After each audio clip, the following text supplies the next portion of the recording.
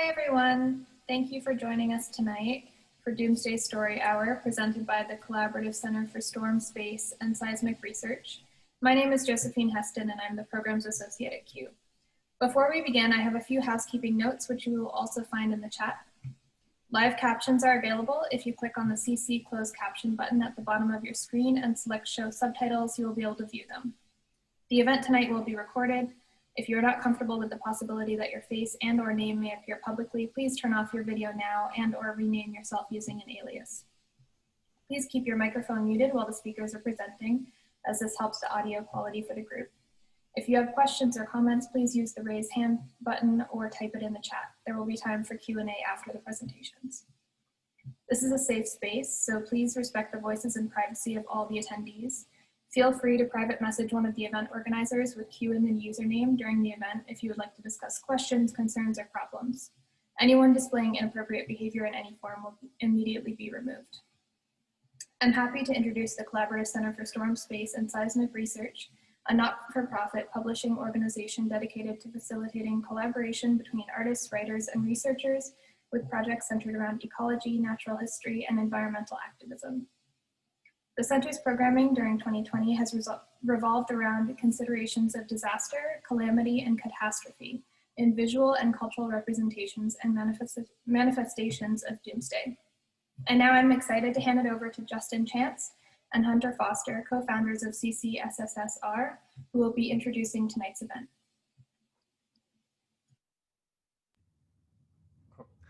Hi, everyone. I'm Hunter Foster. I'm one of the co-directors of the Collaborative Center for Storm Space and Seismic Research.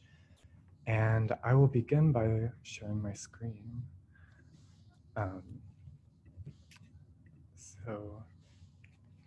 So as Josie mentioned, we're a publishing organization that tries to bring together artists, researchers, and writers around issues of ecology and natural history and environmental justice. And this whole year, we've been really focused on the idea of doomsday. And so I'll kind of start by talking a little bit about our model, which is that each year we create a calendar kind of curated and themed around a certain idea. This year, it's Doomsday, and each calendar features 12 artists kind of curated around that idea, and as well as a kind of selection of historic dates also related to the idea of Doomsday. And so this is the cover of this year's calendar. And I should also mention that Gabrielle Rucker is our 2020 researcher who has assisted in the research of a lot of our dates this year. And so I'll just say like one thing about kind of the way that we're thinking about Doomsday over the past year, as kind of opposed to the idea of a singular future kind of catastrophe or cataclysmic event of total destruction, but rather as a kind of series and accumulation of events in the past, that Doomsday might be something that is already behind us, and certainly something that we live through in the present. So with that, we'll kind of flip through some of the slides, some of the spreads in the calendar. And Justin, if you want to pop in and talk about any of these projects quickly. Yeah, so I think we include March because it's a good example.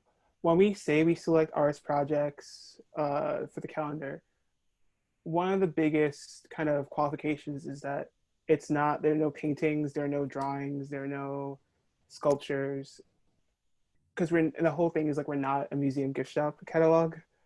The whole point is to have and create a platform for artworks that would be otherwise difficult to show in a kind of traditional context. So a lot of videos, a lot of extent documents or documentation. And so the March was a good example. We have this video piece by Lise Arogina and Josh Porterway, and essentially it's, if you go to the video, yeah. So essentially it's an ant spiral they created. and so the whole premise is that, you know, by dropping pheromones, ants will continuously spiral, unfortunately, towards their own death. A doomsday. So every moment that they're in that is a doomsday. And so, yes, it's a great project, but one of the fun and interesting parts is how do we find a way to make that engagement a part of the calendar. So we use a still, and then we provide a little caption, and then it goes in the calendar. April and May are other projects. April is a standalone photograph, but based on a performance the artist did. And May is a durational land work by the artist in a Vietnamese rice paddy. Kind of a reflection on the artist's kind of family history with trauma and war in Vietnam. But also, back on that, a quick little side on crop circles and thinking about, like, you know, the rural, the agricultural, etc. Sorry, continue. These are a couple more. This piece in July is by an artist, Anna Mayer, who puts out these ceramic text pieces into the forest in Northern California and waits for wildfires to burn them, to kind of fire them off. And this is kind of an example of like projects that we're also like really attracted to, these kind of post-studio or out in the world projects and kind of the ephemera that also is produced by them. And then on the right is a piece by Lori Nix and Kathleen Gerber. And they make miniatures, and this is called Tent Revival, of a kind of church revival meeting. Let's see. And this month's project is by Lucas Foglia, and it's a photograph from his series called Human Nature. And this piece is called New Crop Varieties for Extreme Weather, Geneva Greenhouses in New York State, the agricultural experimentation station there, which is kind of about the research of kind of like the modifications of plants to endure extreme temperatures, be it like cold or heat, etc. And then Justin, do you want to talk a bit about the Same Page? Yeah, and so Same Page is in conjunction with our monthly arts projects in the calendar. Is we each invite a writer to contribute a project, kind of responding to the arts project of that month. And so since since each artist gets a month in the calendar, we're really thinking about who would make sense, which artists do we like, which writers do we like, who do we think would benefit from kind of interacting with that project. We are self-funded right now, so we can't pay that much. So it's also like, who do we think could use this as an opportunity to generate something interesting with it? And then it exists as a PDF on the website. And so people have gotten really creative. Gabrielle, who's speaking today, did a reading list about Y2K. Responding to the Lori Nix Tent Revival project, there was a reading list of 128 books about Christian puppetry. So it gets pretty, so it gets pretty, you know, experimental, and really part of the whole goal of the center is that it's really dynamic, explorative, like unstructural collaboration in a way that makes sense for everyone involved. Yeah, you can click on the website. Yeah, and so a part of that is our website, which is also a living document. So each month, and it changes based on the artist project. And it's also where we keep an ongoing log of doomsdays that are in calendar. So for example, our October artist, if you scroll down, and it has dates, because all the dates are doomsday dates. And if you scroll down, and then, yeah, that's the whole point. But the website's constantly changing designs based on the artist project of that. Yeah, so in January, it would look like that. March, we change it again. July, August, and the Instagram. Yeah, so these are just screenshots of our Instagram, which kind of functions similarly to the website as kind of an ongoing, incomplete log of catastrophe and disaster. So each date in the calendar gets a corresponding post with images and a kind of brief summary of the research and information about that historic date. So our next project coming up in November is called The End by an artist collaborative, Thompson and Craighead, based in the UK. And this is a kind of vinyl installation on a gallery window taken from the end credits of a movie. But it certainly has the kind of connotations of imminent doom. Also, really fast, I think it should be said that we started, like every year, we do a different theme. And Doomsday was just a theme we wanted to do. We started last year in 2019. So we didn't really expect it to be so present and emotionally. And so when we were thinking about the end, we never thought about the election, but yeah. I guess we weren't expecting to be so prophetic. But with that, I guess we'll continue on to the event, and I'll just kind of give a run of the show and the order of operations for tonight. We're featuring 3 videos by the artist Paul Heyer, based in Chicago, and those will kind of intersperse through the 4 presentations tonight.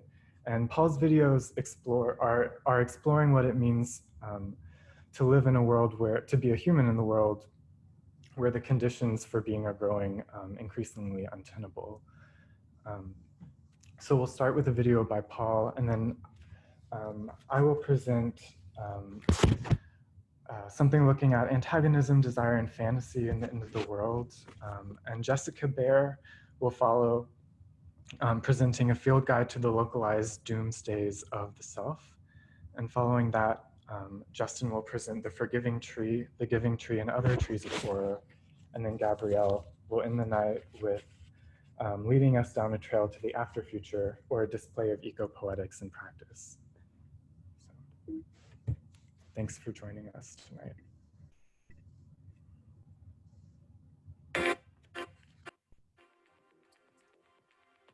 .69 days in quarantine. Strange here. The system woke us up early. My quarantine mate Rudolph told me about some of the things that he remembers about Earth, the way it used to be. The beautiful women he would meet on the street. The beautiful landscapes. His closest friends. The traditional religions of the world.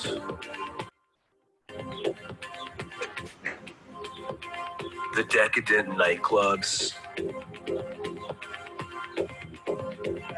Serendipitous meetings with fabulous people.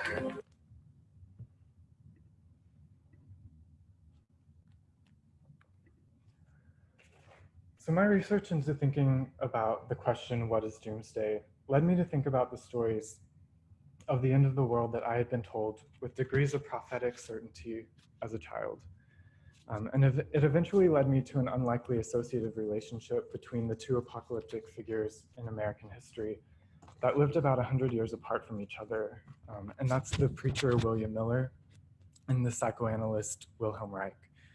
And what I'm drawn to in both of these figures, and what I'll try to trace in my presentation, is the relationships to antagonism, fantasy, and desire in their stories, as it relates to both the end of the world and the origins of it, and thinking about what it might mean to be invested in the destruction of the current societal order. Oh, sounds better. I'll start with a prophecy from the Old Testament book of Daniel. The fingers of a human hand appeared and wrote on the plaster of the wall of the king's palace opposite the lampstand. And the king saw the hand as it wrote, and then the king's color changed, and his thoughts alarmed him. His limbs gave way, and his knees knocked together. The king called loudly to bring in enchanters, the Chaldeans, and the astrologers. Whoever reads this writing and shows me its interpretation shall be clothed with purple and have a chain of gold around his neck, and shall be the next ruler in the kingdom. Then from his presence the hand was sent, and this was the writing inscribed: Mene, mene, tekel, parsin. And this is the interpretation of the matter. Mene, God has numbered the days of your kingdom and has brought it to an end. Tekel, you have been weighed in the balances and you have been found wanting. Parson, your kingdom is divided. William Miller was the leader of a newly established apocalyptic sect of American Christianity in the early to mid 19th century. He made a series of failed predictions about the second coming of Jesus Christ and subsequent end of human civilization, the last of which was set for October 22nd, 1844. Many of Miller's followers had abandoned their inherited faiths for the certainty of Miller's eschatology, and nearing the day of his prophecy, many had sold their possessions and by some accounts flocked to hilly areas or mountains, some even climbing into trees in an attempt to be as close to heaven as possible the moment that the Lord returned to escort them to his kingdom. And this moment is called the rapture in this theology, the moment that God kind of escorts his believers to heaven. And this is a scene in the 2000 movie The Left Behind, starring Kirk Cameron, depicting the rapture. So when the day passed and Christ had not returned, feelings of disillusionment and despondency overcame many of his followers, which numbered in the hundreds of thousands at that time. This was a moment in American religious history, which came to be called the Great Disappointment. And as someone raised in an evangelical Christian community, in a world then embroiled in the culture wars of the 90s and later the War on Terror, the Miller's fantasies for the destruction of the world felt very familiar to me. Faith leaders in my community would often pray out loud, beseeching the return of Christ during their own lifetimes. And economic and political, but mostly libidinal investments in the end of the world coursed through the community that surrounded me. There are memories of Sunday school teachers and preachers lilting with pleasure and anticipation as they discussed the minutiae of the timeline of the rapture and speculations about the identity of the Antichrist and the creation of a new temple. But what I think is most operative in these Protestant fantasies about the end of the world, beyond an indulgence in sadism and an over-identification of belonging with an imperialist state, is the promise of a world to come without antagonisms or contradiction. And these paintings made by Edward Hicks around the same time that William Miller was active, I think really illustrate the fantasy of this world without conflict. And in this world, the wolf and the lamb convene, as well as the colonizer and the colonized. And this passage from Revelation is one that's often used by evangelicals to describe this coming world. And God will wipe away every tear from their eyes. There shall be no more death, nor sorrow, nor crying. There shall be no more pain. These things have passed away. This is a chart made by Miller and a kind of follower of Miller after his death. And you can see in this chart a kind of consistent and foundational belief in this theology that about the creation of the world, in which God created a perfect world in which nature, man, and God existed in total harmony. And through the destruction of the current world and its state of sinful alienation from God and a creation of a new world, the original harmony is something that can be restored and returned to. This is a movement away from current societal reality and into a fantasy of the past. So this brings me to Wilhelm Reich, who is someone for whom the origin of being in the world is antithetical to the harmonic. Reich became known to me first through his cloud busting machines and the Kate Bush song Cloud Busting. But as I delved more deeply into him, I became much more interested in his studies into the origins of life. So one perspective of Reich's research could be described as a mapping of the various ways that an individual or society is compelled to embrace or turn away from the world. As a student of Freud, Reich Reich's kind of main aim was to bring together dialectical materialism and psychoanalysis. And this was a diagram that Reich used to describe the dialectical relationships in his research. So you see two kind of pairs of antithetical or oppositional ideas that share a common source or function out of a common space. And Reich believed that Freud's concept of libido was not a kind of psychic energy or drive, but it was in fact a material and biological substance that could be isolated and studied. He thought that libido was a bioelectric current that flowed through the body of an individual, from the center of the body, from its core, out into the world, when an individual experiences pleasure. And on the contrary, when an individual experiences anxiety, it's kind of movement away from the world and into the self. And he labeled these movements the narcissistic and the object libido, which is kind of an antisocial and social movement. He mapped these onto the autonomic nervous system, which in the body is what controls the compulsory functions of the body, such as respiration, blood circulation, digestion, and sexual excitation, and which is made up of the sympathetic and parasympathetic systems, which work in both opposition and in tangent with each other. Chart by Wilhelm Reich. So his lab research into libido led him to the observation of something that he termed bions. These are bioelectrical vesicles that he believed were present in all matter, living, non-living, and even in the atmosphere and the cosmos. And he saw these cells or bions, he saw that they pulsated and radiated, that they had an expansion and a contraction. And this energy he termed orgone energy, which he saw as the kind of ever-present, universal, and constitutional life energy.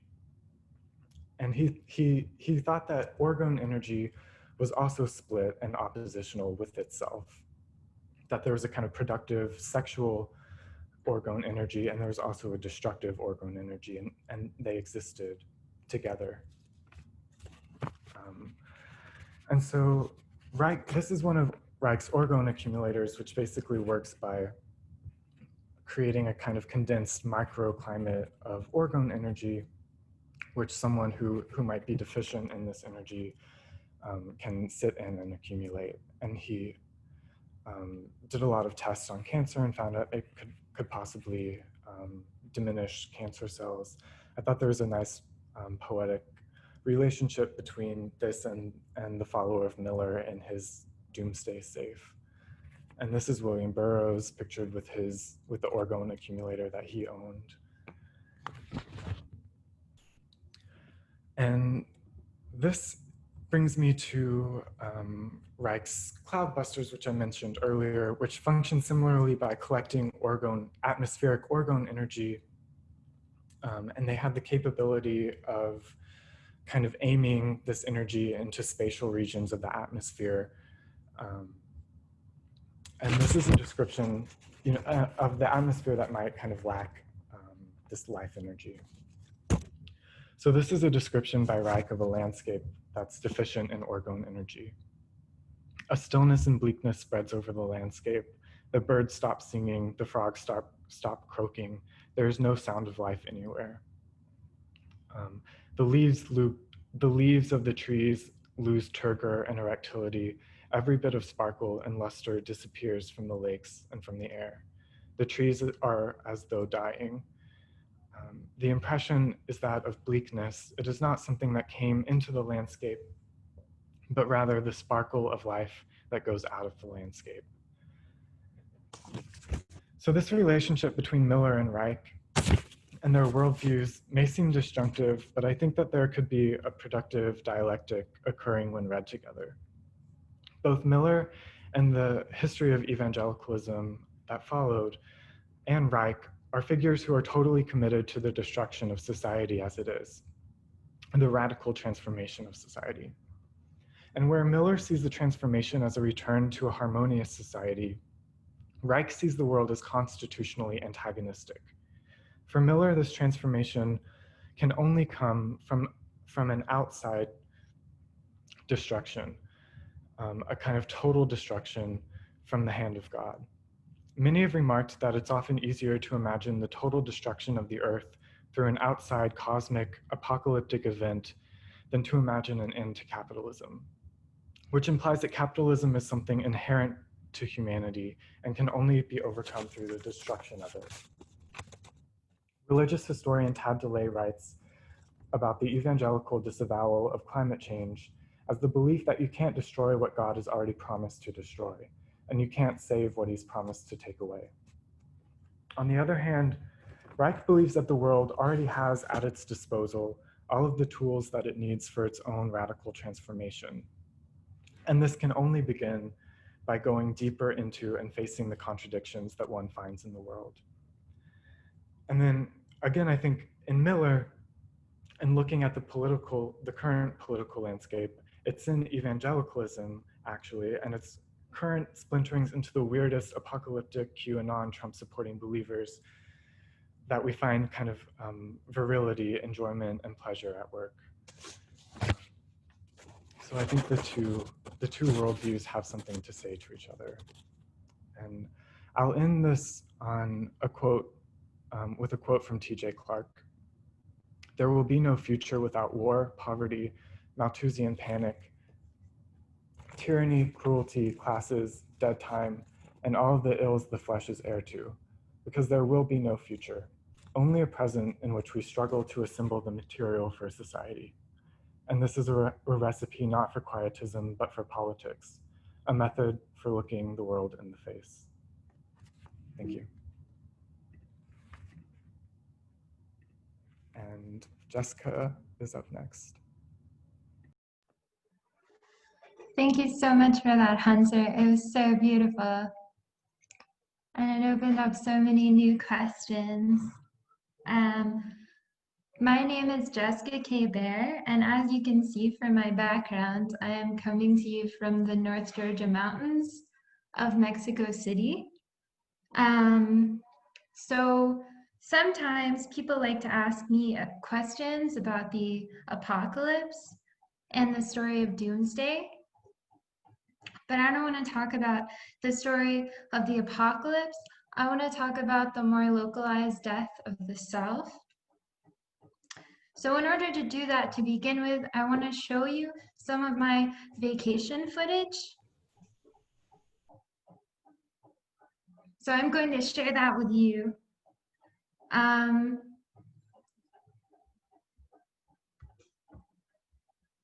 Okay. It is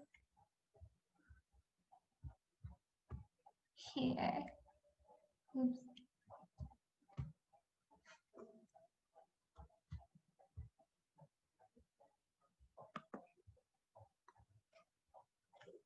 So first, this is a lamb that we saw when I was on vacation. And this is a moment with nothing inside it. In Agamben's book, Infancy and History, there is a poignant discussion of a horse accident that Montaigne is in which he briefly loses sense of the self, an experience he begins to refer to as the twilight of the self. In it, he says, after he falls off the horse, "And when I began to see, it was with so dim, so weak, and so troubled a sight that I could not discern anything of the light.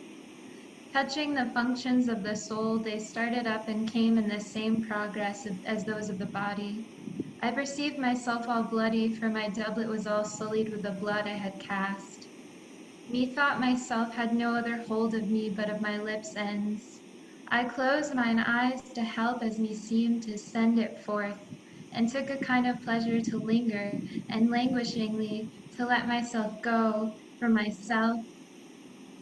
It was an imagination swimming superficially in my mind. as weak and as tender as all the rest, but in truth not only exempted from displeasure, but rather commixed with that pleasant sweetness, which they feel that suffer themselves to fall into a soft, slumbering, and self-entrancing sleep. Further, in Infancy and History, Agamben says of Montaigne and his descriptions of experience, traditional experience, in the sense with which Montaigne is concerned, remains faithful to this separation of experience and science, human knowledge and divine knowledge. It is in fact the experience of the boundary between these two spheres.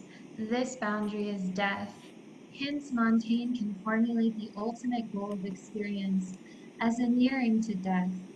That is, man's advance to maturity through an anticipation of death is the extreme limit of experience. But for Montaigne, this limit remains something that cannot be experienced, which can only be approached. I wrote a poem about my vacation, and this is my poem. The destruction of vision at all, the mushroom flourishes, patchiness tangles earth, it withers, degrade layers.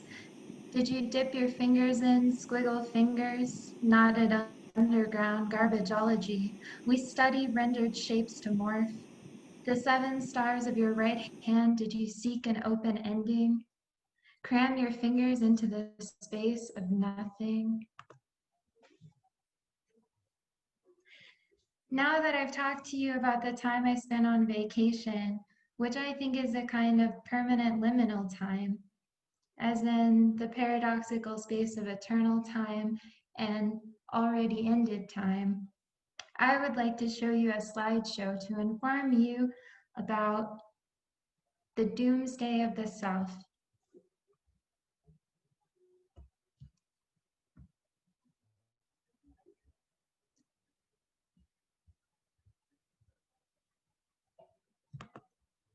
This is my slideshow. It is an informative slideshow to prepare you for the end of the world. And the reason why I want to show you this slideshow is because I know you, and I know you will resist the untangling of the self from the self, sometimes. So here is my slideshow, a field guide to the localized death of the self. We begin with a quote from Derrida from On an Apocalyptic Tone, recently adopted in philosophy. The eschatological tells the eschaton, the end, or rather the extreme, the limit, the term, the last, what comes in extremis to close a history, a genealogy, or very simply a countable series. So the question I want you to ask yourself is, what is the last term of the self before death? What is the in extremis of the self? So we're going to talk about the apocalypse, the end, the end, the end, the end, the end, the end, the end, the end, the end, the end, the end, the end, the end, the end, the end, the end. To begin with, I also have a quote from the Bible, which you might have heard before. This is Mark 16:17 through 18.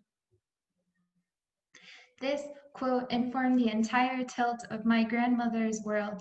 I still live inside her sad world. And these signs shall accompany them that believe. In my name shall they cast out demons, they shall speak with new tongues, they shall take up serpents, and if they drink any deadly thing, it shall in no wise hurt them. They shall lay hands on the sick, and they shall recover. They shall take up serpents, they shall take up serpents. The revelation of his effects, the revelation of his virtually rendered effects behind the mind's eye is what depth was, inverting to. I will meet you again at summer camp in Georgia mountains, his word, or there's continually time, must be remade, destroyed continuance, God's destroyed continuance, God's outpouring, eschatology, the last things slither. And you will find him in the ossicles, and then you will find him drowning in the cochlea, his spiral, his secret spiral. You conch shell, you, not yours. God's an apothecary, his poison. Holy robotic spirit, his holy robotic voice is God tender. You want us to develop a sound understanding of theological healing. Anoint these my ears and the ossicles of your people, my inner labyrinth floods, the elevator, your form steps, the firmament, a semiotic frame, oh, robotic voice, God's silent face, impassive on earth we come, tribulations. At the bedside, my mother, now she's dead, I'm still incapacitating, God of wires and tunnels, God of mass. Reach out with the healing grace of Jesus, gurgling fountains. The earth wants you back, so dig there. God said, this is my plan. How dare you question? I, the interrogator of forms, shapes.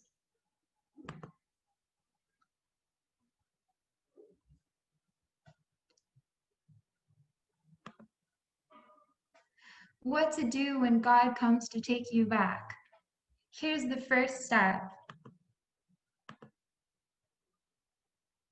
What to do when God comes to take you back? Teeth, teeth, teeth, teeth, teeth. Teeth, teeth, teeth, teeth. Teeth, teeth, teeth, teeth. Teeth, teeth, teeth, teeth.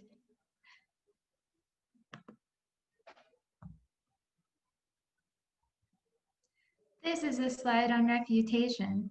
When God comes again, do not declare that you have no father. If you declare that you have no father, this is apostasy.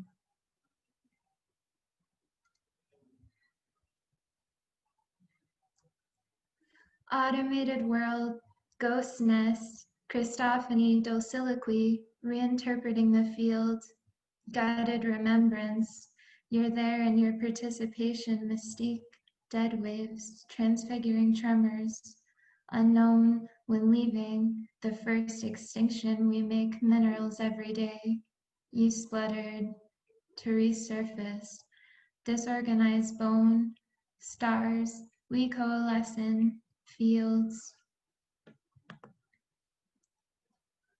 automated world without end. Before it all ends in this world, I would like to go to Disney World one last time with my mother's ashes. And what will you do when he comes?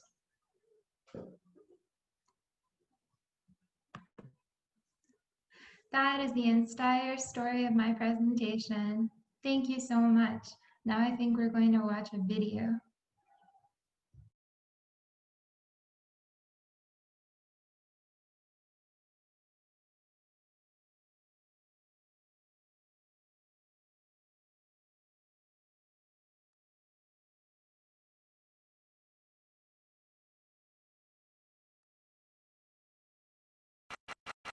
The Paul Heyer Show. Thank you very much. Welcome back. We've got a fantastic show for you tonight. Everyone's been talking about this. We're the virus. Nature is healing. Is that true? Let's ask the people who actually know. The nature. Well, shit, looks like our first guest is not ready. Cut to our sponsor, Starbucks.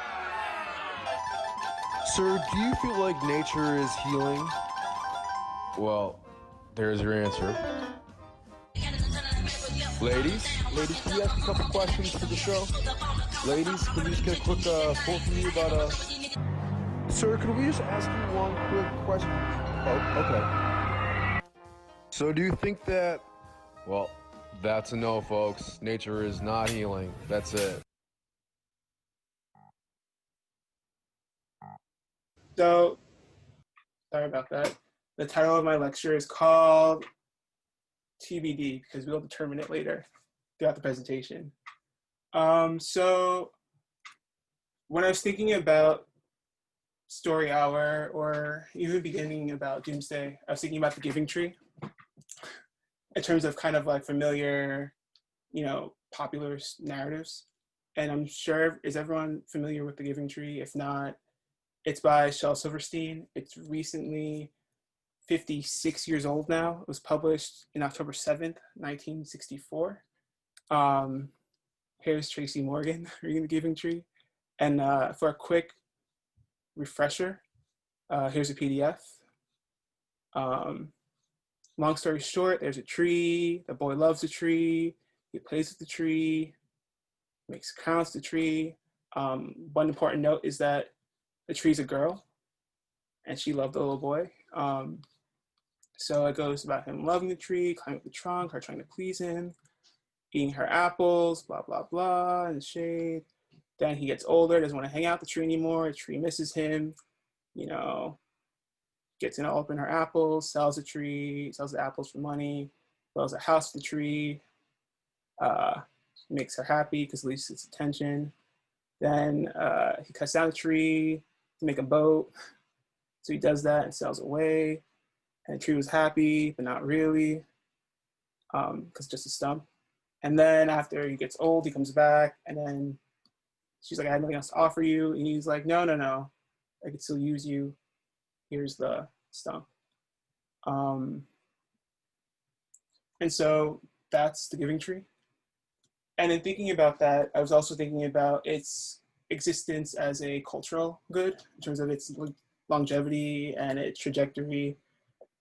And I was also thinking about the criticisms about it. And on one end, it's beloved because everyone reads it. And on the other end, it's very divisive in terms of people talking about abuse, relational aggression, what, all in all, it plays into this larger conversation about what is the worldview of the environment. And so one reason why this book was so successful is that Protestant sects, from all over, decided it was a good book and really, really went through putting it in Sunday schools, went through putting it in classrooms, which is why it's so ubiquitous. It also falls in line with this idea that comes up a lot in, I guess, through the Bible and I guess through evangelicalism, is this idea of dominion. There's a line where it says like, blah, blah, blah, God created so-and-so, trees, animals, blah, blah, blah. And they're all under dominion of man. So it's this idea of kind of the tree is servicing the boy, and it's a good kind of relationship. It's right, it's moral, it's ethical. And the criticisms are that one, the tree is gendered, it's a woman. Two, it's kind of use is its value. And three, even after it's kind of no longer has a body, it's still used as a good. And so that's what I was thinking of in terms of what is a common example of like doomsday from all around. And then I was thinking about this idea of nature as a good space, this idea of nature as generous, this idea of nature as a kind of sentimental, romantic, comfortable, leisurely, enjoyable space. This is a GIF from Tree and Flowers from 1932. It was Walt Disney's first full-color animated film. It's about 8 minutes. And then I was thinking about what if instead we consider the idea of trees as sites of, horror, objection, vindication, fear, like a sinister side of nature, rather than kind of giving, generous, like kind, benevolent force. So then I was thinking, what about the Giving Tree? And calling it the Forgiving Tree. And then, the Forgiving Tree. Thinking about its darker connotations as the Unforgiving Tree. So here is a video, and this is what kind of the electric going over. You should not be here. Go now and prepare for your death. You're doomed. So this idea of, and it's broken up in 4 sections. So the first part, we'll talk about trees as horrorscapes, sites of horror. The second part is trees as perpetrators or enactors of violence. And the third is trees as witness. And the fourth is, well, but we'll get into that if I'm not out of time. Also to be respectful, it should be said, just a trigger warning, there are some shifty discussions of rape and suicide, so I really apologize, and if that's too much, I totally understand. You can leave and we'll tell you when to come back, when I'm done, or when Gabrielle is going to go on. But yeah. So, horrorscapes. This is the devil tree from British Columbia. And there's a whole, if you Google it, there's a whole kind of niche internet community of hikers who love strange trees and nature. Yeah, so this is in Colombia, this is in Canada. And this is the devil tree in New Jersey. Unlike this one, which is clearly, demonic, the devil tree in New Jersey doesn't really have anything particularly, horrific about it, which is also interesting, this idea of kind of the aura of horror that's been created around it. In New Jersey, it's a big kind of like haunted landmark. And it's like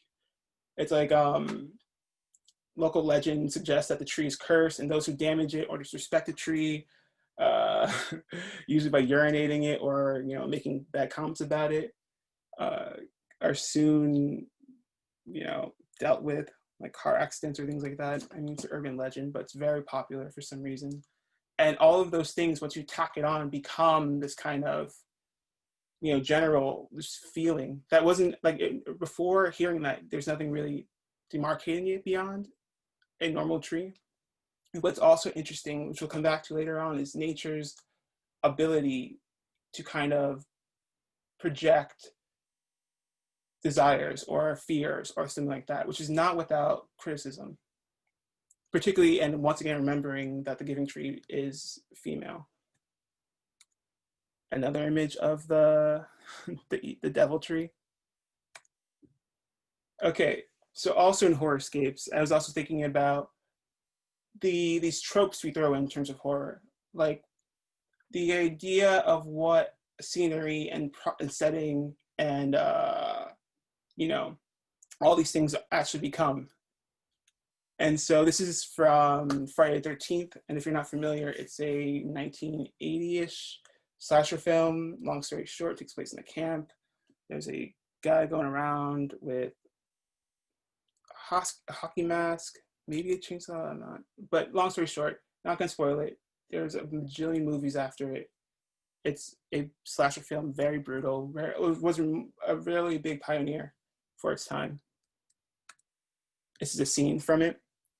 Also, again, this idea of trees not necessarily being, the doers or enactors of violence, but also in the background shaping the general feeling of discomfort, of fear, of horror. This is a still from the movie. And as you can see, really up the drama, the dark pitch lake reflecting the surface, the lone figure in the canoe. This is a painting by Peter Doig based on that image. It's called Swamped. You can see around here, like in the canoe, there's also a figure. And so back to horrorscapes. In 2010, there was a very big and bad flood in Pakistan.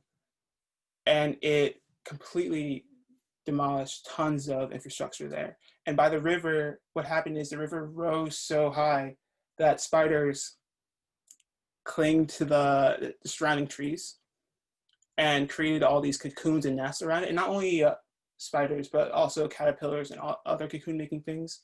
So it's cloaking these entire trees in their webs for scale.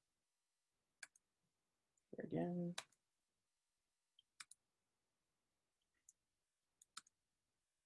also in Australia, this is a little bit different, but some spiders are capable of ballooning, which is where they where they go to the highest point of a,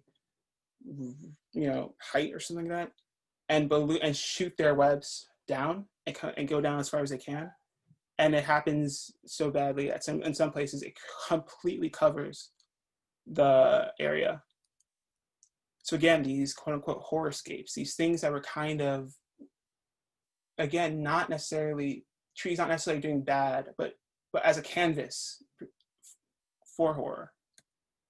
Here again, all spider webs, again in Australia. I think a really good example of this, again, is the Blair Witch Project in 1999. So if you're not familiar, the premise is it's found footage from a group of campers who want to track down this Blair Witch, and things happen to them, they get lost. The entire setting of the forest becomes this desperate and threatening environment. And although the threat is hinted at constantly, we never really see the Blair Witch. And so the landscape itself takes on the responsibility of being scary.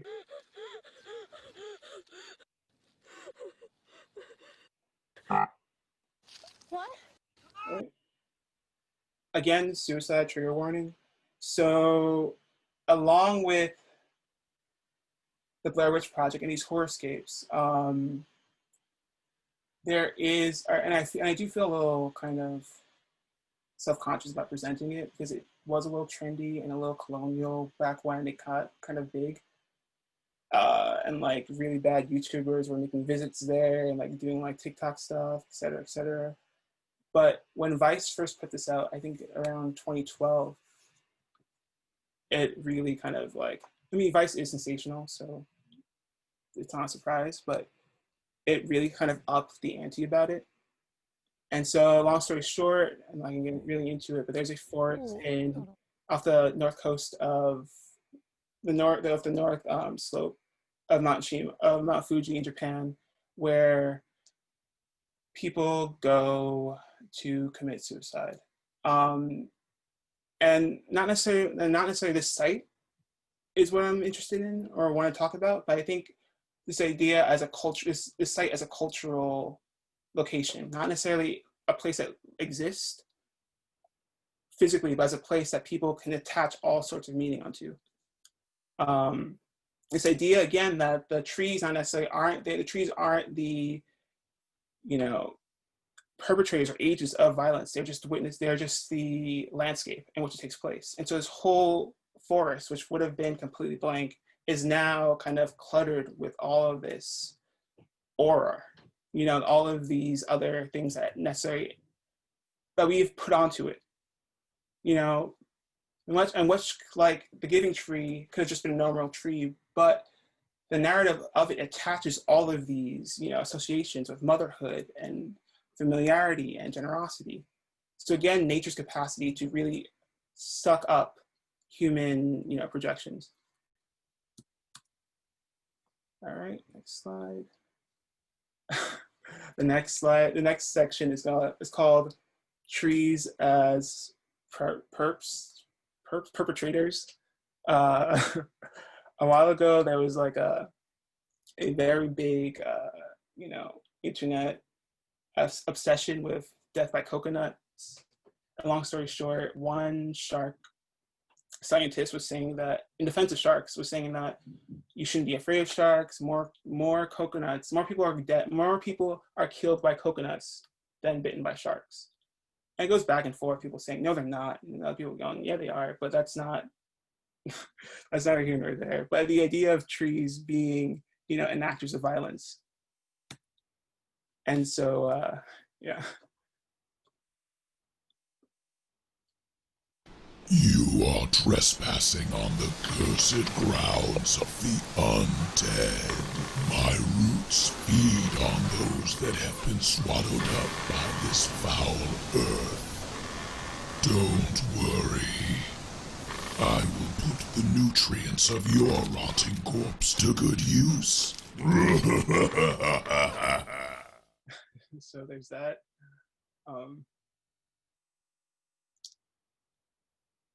Get out of here. Oh, also, I felt a little strange about including this, but I do think it is a particularly helpful kind of example.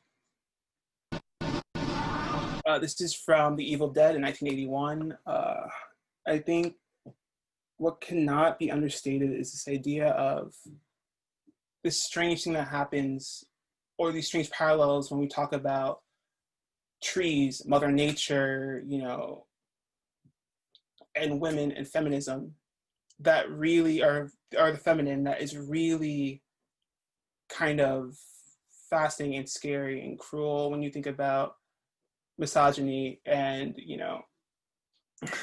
the argument against environmentalism and kind of the scopophilia of both of these things happening at once. And so in 1981, there's The Evil Dead, and there's a scene where the tree, I'm not going to get all of it, but it's the idea of the tree being a violent force. And that's very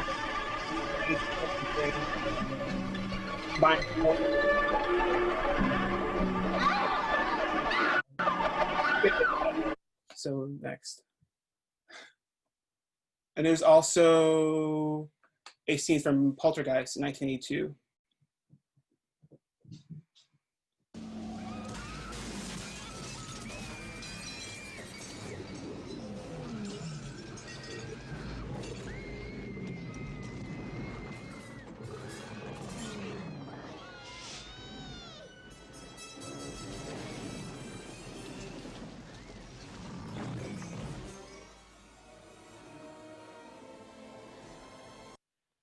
Oh my gosh. What? Sorry. Sorry about that. Where did it go? Sorry. Hold on.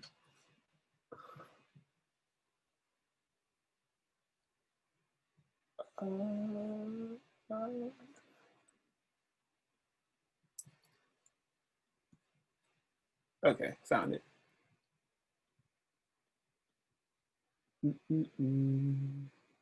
Zoom. Share screen. Start video. Share screen. Okay.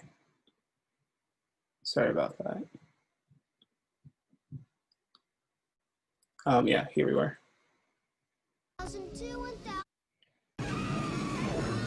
So this tree kind of coming forth of real physical horror. Also, Charles being dragged to the closet to check out talking about.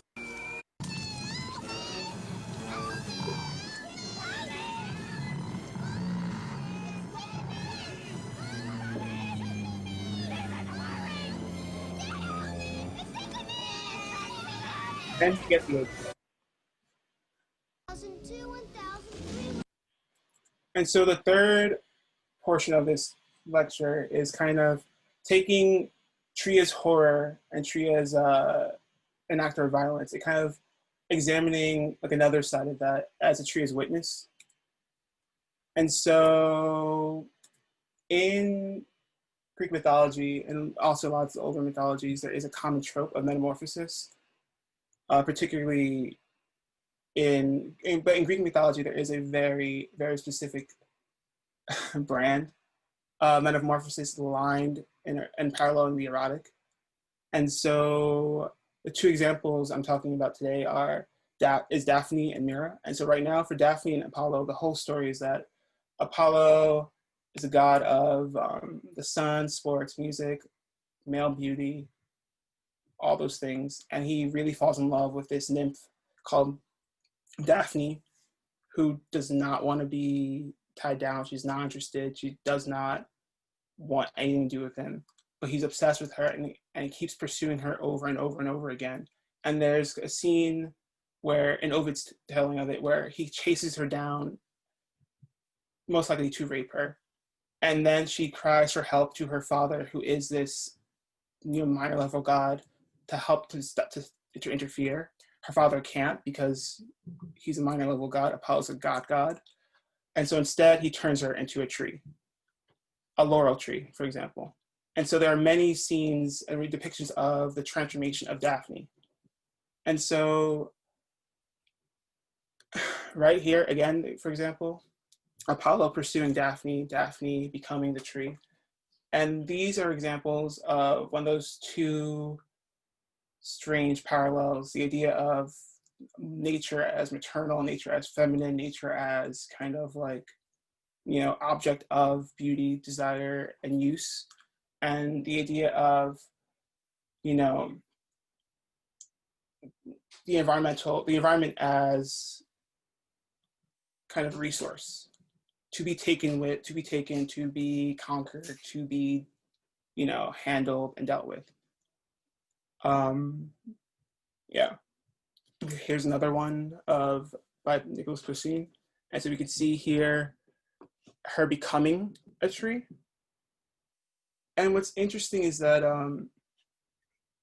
historically, there is a common trope of the focus being on Apollo. Apollo is in pursuit. Daphne is transforming, and that's kind of the dynamics of most of the retellings of the story. Here is again, Poussin took maybe 3 or 4 of these paintings. Here's her father weeping beside her.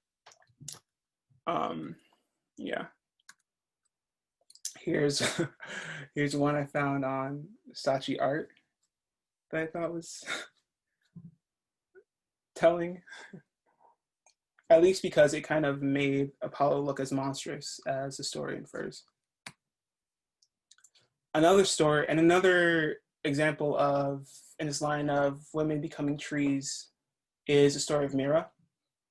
And particularly in the erotic, women becoming trees relating to the erotic is the story of Mira. And her whole narrative is that she is a daughter of a king or nobleman who becomes very, very, very, very, very in love with her father.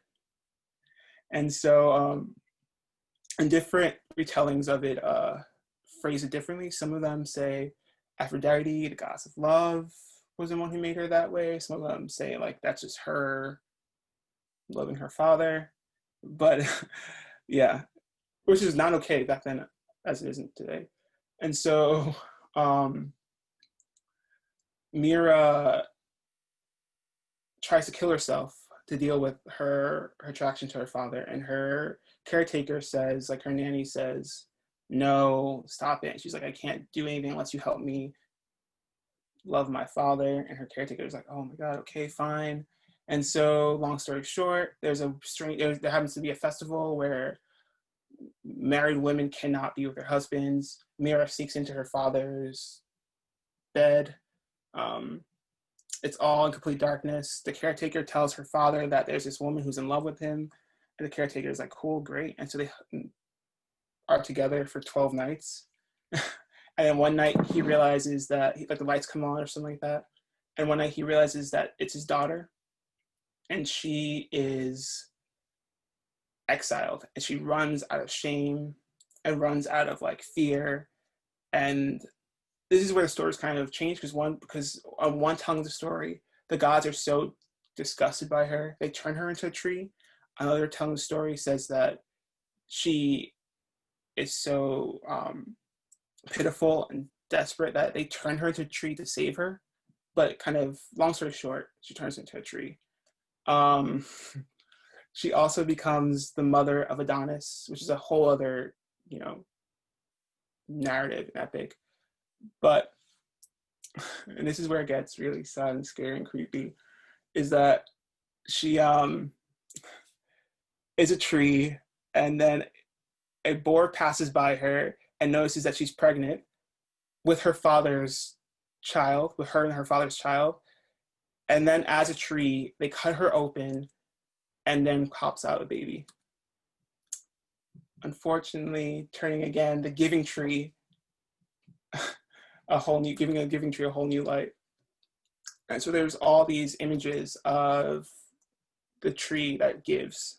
And Adonis has a whole thing, Aphrodite falls in love with him, blah, blah, blah, other drama. But again, this strange and really scary but rich kind of parallel of the trees as like not only sites of horror, but also completely victims of horror, like the giving tree in the Shel Silverstein story is. Here's an image I found on DeviantArt that I thought got the point across pretty well. Yeah, and that's her thing if you want to look her up sometime. And then last story short, I'll just breeze through this really fast, is that last year I was invited to be in this day-long exhibition in this park in Richmond, Virginia. And they were asking me like what I would like to contribute. We're going to put a painting in or a quote in. And I was like, no, parks are dirty. That's only a day. There's no point. And then I was thinking about, okay, what does it offer that a gallery can't? And thinking about, in the back of my head anyway, thinking about, okay, what does a viewer of a park take with them that they don't take with them to a gallery? Is this idea of uncertainty. That the whole point of going to nature is to kind of be outside of what you would normally expect in your day-to-day. And so here are examples. It's in James River Park of the park, and they wanted to have artworks throughout the whole thing. Here's an example of someone's sculpture installation. And so what happens was there's a lot of like really interesting interruptions, like small gestures. People were doing like really big sculptures. This is Aviva Silverman. I'm sorry, the documentation was like, who's what, but I knew they did that one. So I was like, okay, cool. I don't know who did that one, but I like it. Yeah, there are two apples, like little kind of gestural changes to the landscape. And so for me, I was kind of thinking what would make the most sense. And so I did these two posters. It's a long story short. I took newspapers, cut them up, scrapbooked them, then went to Photoshop, and then re-added original text for this narrative of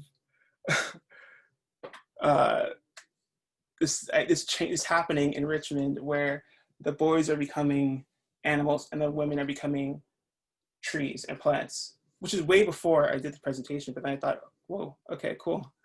And so the idea was that it would look as if it was just existing as like garbage or whatever. Like it was important that it had no bearings as quote unquote artworks, that it could just be material. So to go back, for example, it says putting down roots, sisterhood of the traveling plants, tells all. Power plant, her ass is grass and so is the rest of her. Men becoming birds, prodigal son returns, a Huron's journey, etc., etc., etc. And thinking about this with the new tree horoscape thing, I thought the idea of the story of transformation, and the idea of being other, being not human, and experiencing horror is something that is probably not necessarily talked about in Doomsday. Doomsday is a pretty anthropomorphized experience, but the idea of Doomsday for all, the idea of what Doomsday is for a tree, the idea that trees can be victims to horror, the idea that trees can be perpetrators of horror, is something I was pretty interested in. And like to wrap up, someone thought it was garbage or like didn't like the idea of it, so they ripped it down from its original sign on the column, and here it is again. Yeah, cool. And Let's take a trip around now another video by Paul. the world, see how y'all are doing. Shit, we better fly. You got your bag? Captain speaking. Better put those seatbelts back on. About to get real bumpy. People seem stressed out, confused, How about the animals?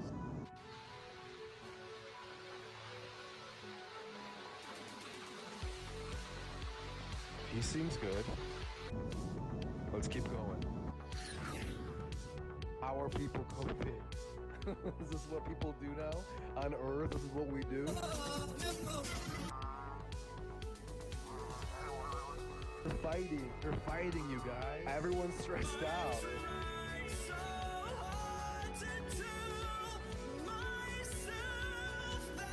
Jesus Christ.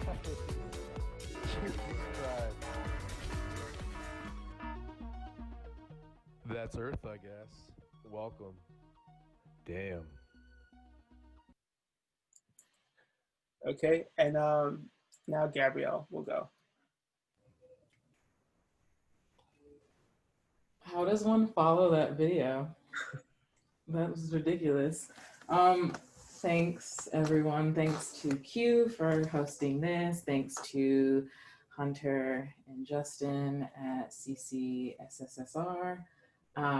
As they mentioned earlier, I was the Doomsday 2020 calendar, which this is the calendar. I should turn my light up. I'm not going to though, but I helped them research some dates for the calendar. Here's some intros. I heard that they still have some copies left for money. And as they said, they're self-funded, and I know there's only like 2 months of the year left, but you don't have to use it for date telling. You can use it for like, you know, collectibles. And also it's a history, it's literally like an history archival. I also have the first calendar they ever made for 2019. I don't have any fun visuals to share. I'm just going to be reading. So when I was asked to do this, I was like, what am I going to talk about? And I recently went over a project description that I had for a fellowship, and I went over it with a friend, and I got really frustrated because, like, upon hearing not their thoughts, but like rereading it and then also hearing their thoughts, I was like, I hate this. But as time has passed, I kind of have coalesced that into something that's starting to make sense to me. So I'm just going to be reading a spattering of different things because I was raised on Blue's Clues and I Spy books. So things only make sense to me when they're like fragmented and like kind of aligning with each other. And I also thought that this, I thought this was going to look completely different. So I'm just going to start reading and stop talking. So the concept, I guess, that I'm very loosely talking about and very loosely defining is called knowing. It's Knowing.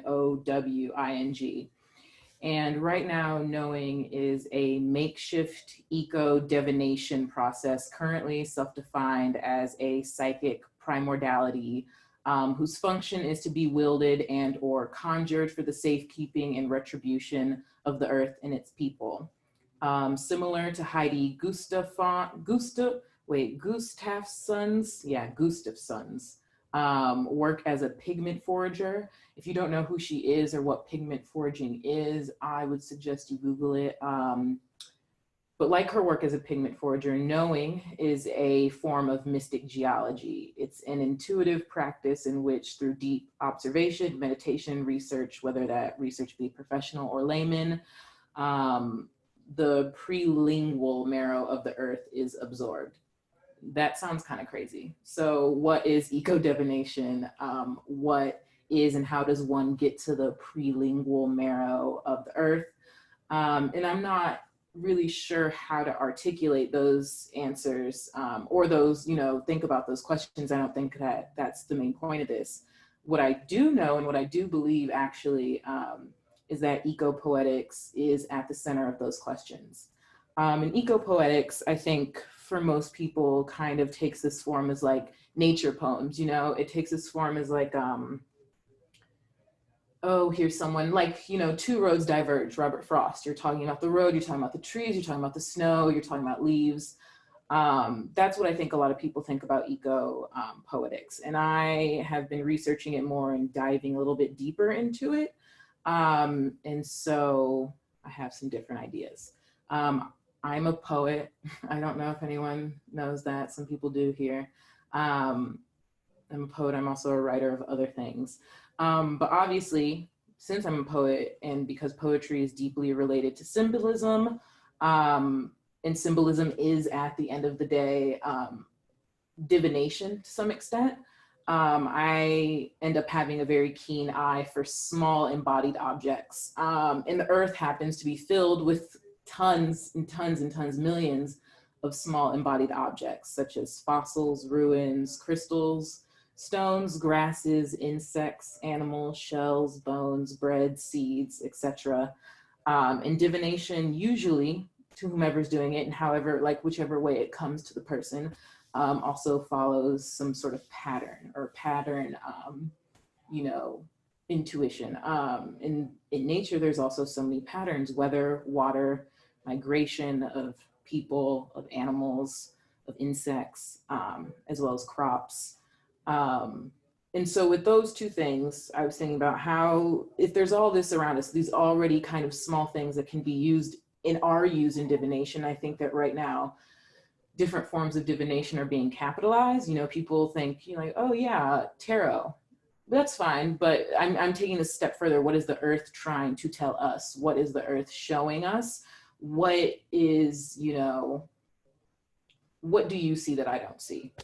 And also there's like a process of ancestral memory that's happening, I think, for a lot of people in ecopoetics and when you're just talking about divination in general. But within, I think, eco-divination, within knowing, this like very amorphous concept that I'm coming up with, ancestral memory becomes something that is not only from the deep past, but also could be coming to you from the deep future or the after future. And I think of the after future as, you know, we're all going to be dead one day. Our society is going to be covered by millions of layers of, you know, sediment, rock, whatever.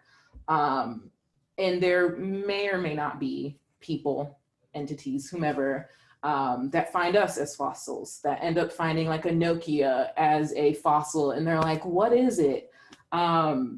And why wouldn't we, if ancestral memory can happen from this deep past, this primordial past, this kind of recent past, why can't it happen also from the deep future, the after future, the people that will be, or whomever, kind of observing us post-death.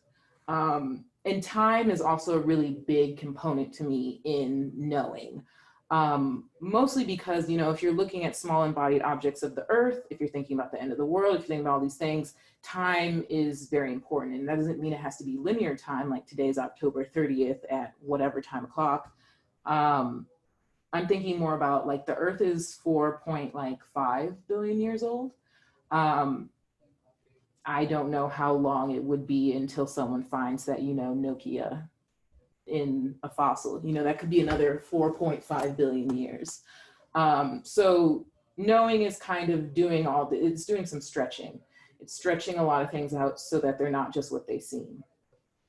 And so that's like where I'm at with it. I'm not going to like dive deep into this because again, this is just a thing that I'm kind of like in the midst of understanding and figuring out. But what I am going to do is read several poems, excerpts, and other types of things that have kind of led me down this path to understanding, knowing more and understanding my own process of eco-divination, and also how my body responds to the changing nature around me.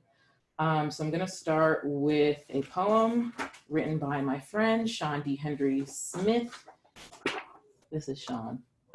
Sean has a book coming out this year by Future Poem, and it's called Wild Peach, and I think you can still buy that if you go to the Future Poem website. But this poem is written, it's called Last Thursday, and it was actually a poem written, I believe it was the Thursday before quarantine New York happened, and we had went to Metrograph, and we were talking about the end of the world, and this came from that, and then I'll just be kind of going full speed ahead. So thanks for sticking around this long, and I hope that this all kind of makes some sort of sense.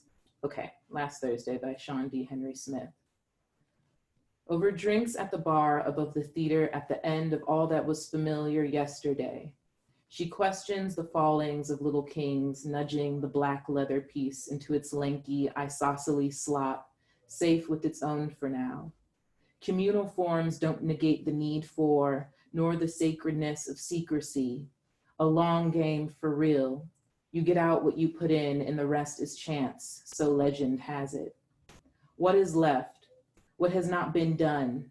We make our earthly return with cosmic determination, feudal resistance.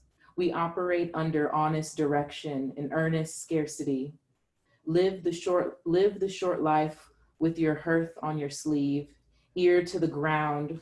Further still, she anticipated the chaos. Apparently they all did. Some even knew as children. I break into hive and tremor as my spine remembers the frigid Pacific of how no one believed me. Of course it is devastating, and I won't hold back in telling you how. When it's raining out and again power begets power, the state is unabashedly delighted in its carnage. Yes, the years spent unable to beg, plead. Eye of ice, heart of stone. Yes, you ought to take it personally. Growing pains well into old age. Her frustration becomes me. I carry it with me even now. Why are we back here? We ponder together daringly, letting resentment sharpen around us as the porcupine teaches. My body is my defense in the face of imminent enclosure. Its talents remain unburied. Sonorous and bitter utterances, performative dilly-dally. Perhaps we're back to take a bow until detail the determining factors. This weather in which blood bursts from my fingers, sludges in my toes. Cruel moon hangs high and the dice roll again. So that poem, like I said, is by Sean D. Henry Smith, and we were kind of talking about like this also kind of weird astrology thing that I learned, and Sean also learned this with me, about how people born, I think it's like 1991 through maybe like 93-ish, astrologically in terms of like cycles of the planets, are some of the oldest people, you know, to be back on Earth. And so a big question was like, why would these people, these oldest people, be back on Earth at this point in time when there's so much kind of chaos happening, and not just like, it's man-made chaos, you know, why would the oldest people be back? And that led me to this very, well, it didn't lead me, but I ended up finding these very fun poems written by a preschool class. Let me see if I can find the name of the preschool class. It's from an anthology of kids about 4 to 6, and it's called What We Know About Being Here, Stories Told and Illustrated by Bolton Hill Nursery School's Redbird class of 2010. So these are 2 poems, mostly about Earth, by these young children. So this is called The Earth Needs People, and it's by Reva Zellers, and she was age 5 when she wrote this. And their teacher, I want to say their teacher was writing down. They were kind of dictating to their teacher just stories about the Earth, and their teacher wrote it down. Before you're like, a 5-year-old can't write a poem, they can. Okay, The Earth Needs People by Reva Zellers, age 5. I don't believe that people can make their dreams come true. We're not fairies. The fairies can, but not us. We have to die and turn into a fairy to get our dreams to come true. The point of being alive is to be shot and killed. That's the way you have to spend your life. Pretty hard to do. The creators made people this way because the Earth wanted people on it. It wanted bodies. The Earth can't live without bodies. People are just people, and they live for a little bit. Then they live in a graveyard, and when their bones disappear, their dreams come true. I want to live a little first before my dreams come true. And then the second poem that I'm going to read from that anthology is called, which is such a great title, it's called Long Scary, and it's by a girl named Isabel Peacock, and she is 4, which she wrote this at least. Here it goes. Isabel was walking home from school and she stopped in the wrong place, and it was the future. She saw me and she said, you look like me because I'm you. Everyone else was in the future. It is like going crazy, man. You might bonk your head on another person's head. Your head hurts because heads are hard. Everybody's head hurts in the future. Once I saw my homie and she was washing dishes and she got into a strange place that aliens were. The aliens ate me up and they said, yuck, so I got out. The aliens looked like gray colored astronauts. Then I started to get too cold because it was too cold. Then I started to get too hot because it was too hot. Then once before my eyes, I saw a stranger. The stranger ate my friends. I said, no, spit them out right now. Once it was really scary. Once before my eyes, I saw a ghost monster that was bigger than the whole thing. It was made of ugly things like rocks, poop, pee, markers. The ghost monster broke the future and the homes. It even tried to hurt me, so I said, I quit. I want to be home now. This is not my home. This is not my life. I quit this place. I went crazy. I broke glass. I broke everything before my eyes. Then I went back to the future, and the future was all fixed, I think. So yeah, what do we know? Knowing.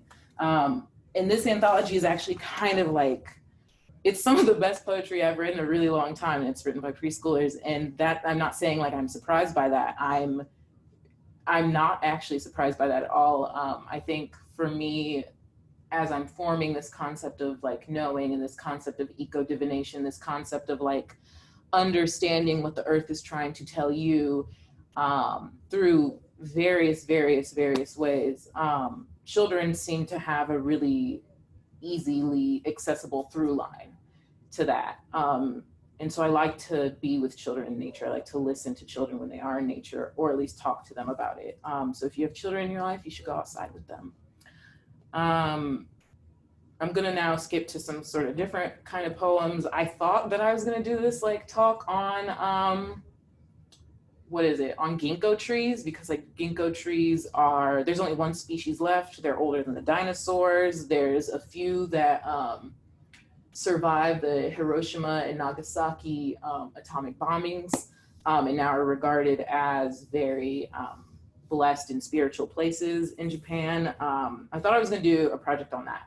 They also filter out tons of pollution. That's why you see them all over New York City, and like usually very heavily industrialized or like socialized places.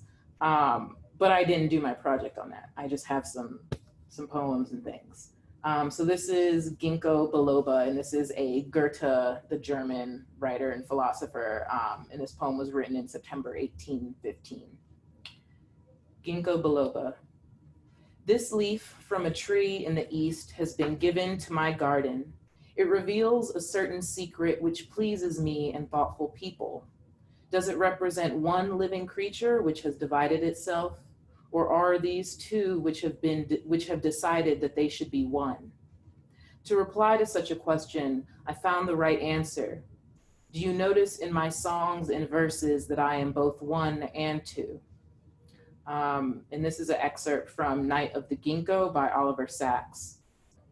Carefully preserved for millennia in the temple gardens of China, ginkgos are almost extinct in the wild, but they have an extraordinary ability to survive the heat, the snows, the hurricanes, the diesel fumes, and other charms of New York City. And there are thousands of them here, mature ones bearing 100,000 of leaves or more, tough, heavy Mesozoic leaves such as the dinosaurs ate. The ginkgo family has been around since before the dinosaurs, and its only remaining member, Ginkgo biloba, is a living fossil basically unchanged from 200 million years. While the leaves of the more modern angiosperms, maples, oaks, beeches, what have you, are shed over a period of weeks after turning dry and brown, the ginkgo, a gymnosperm, drops its leaves all at once. The botanist Peter Crane, in his book Ginkgo, writes that in relation to a very large ginkgo in Michigan, for many years there was a competition to guess the date on which the leaves would fall. In general, Crane says it happens with eerie synchronicity. The next few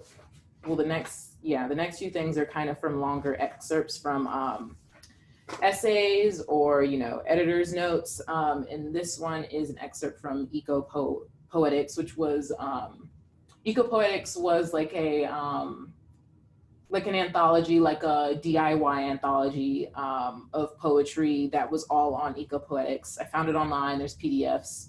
And this is from the editor's note in their winter 2001 edition, which I believe was their inaugural edition. Why then turn the poem outdoors? As our perception of the natural world continues to be redefined or forgotten, it seems that contemporary poetry's complexities might actually be useful for extending and developing that perception. The natural world, which of course includes our own bodies, is still suffering the assault of an industrial age, but scientific discourse has moved on, perhaps too late. Digital and organic metaphors are replacing 3 centuries worth of machine metaphors. The developing complexity of perception is technology-induced, but it also arises from our awareness of a web of nearly unquantifiable interrelatedness that increases, ironically, with human fragmentation of that web. A further irony is that the natural history tradition, which helped sharpen this awareness, a discipline of close, scrupulous observation of nature, is disappearing.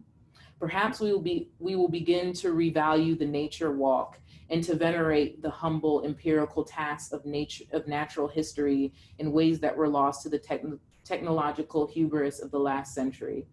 But with radically different senses of nature and of history, in any case, transparent narratives of self-discovery or solipsistic self-expressive displays seem ill-suited to the current crisis.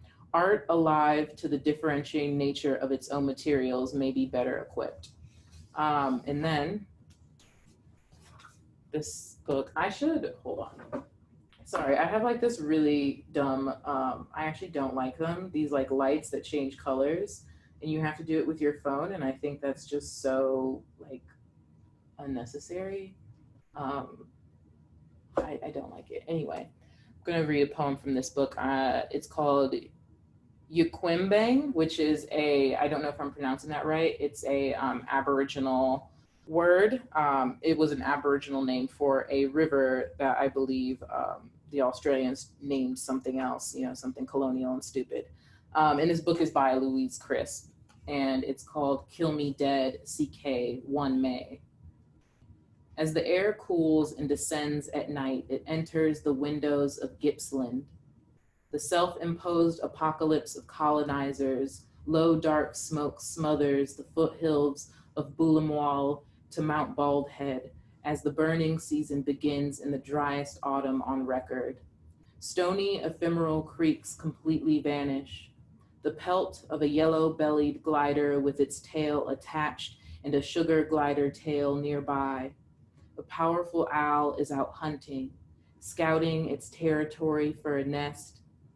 In the grove of apple box sap trees, a yellow-bellied glider feeds clinging to a trunk scarred by years of visits by kin. A sugar glider yelps nearby in the branches of a black wattle. The first night after the full moon in the air is cool, clear, and the treetops barely moving. The high rocky knoll overlooks Kill Me Dead Creek, and greater gliders unaware of the perishing forthcoming in fire-afflicted lands feed on the fresh leaves of young red box. Let's see. So now I'm gonna read, I think I've only got like 2 more things that I'm gonna read. Because I feel like people don't have the attention span necessarily. Not that you all don't, but even sometimes I don't. But this next piece, I really love this book. I left this book in my storage unit in New York, unfortunately, but I found a PDF in my email, so I printed it. And this is, it's called The Great Camouflage, Writings of Dissent, and it's by Suzanne Cessier.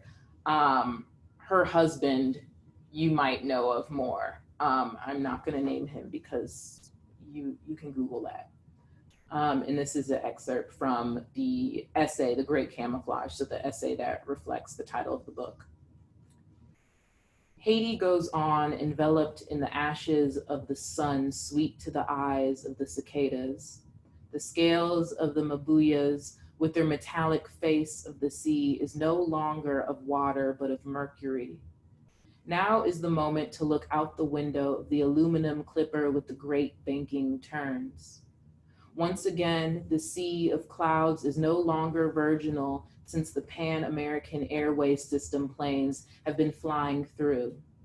If there is a harvest maturing, now is the time to try and glimpse it, but in the prohibited military zones, the windows are closed. On the plains, they bring forth the disinfectants or the ozone, whatever, you will see nothing. Nothing but the sea in the indistinct outline of lands. One can only guess the easy lovemaking of fish. They make the water move and wink amicably for the aircraft's porthole. Our islands, seen from above, take on their true dimension of seashells.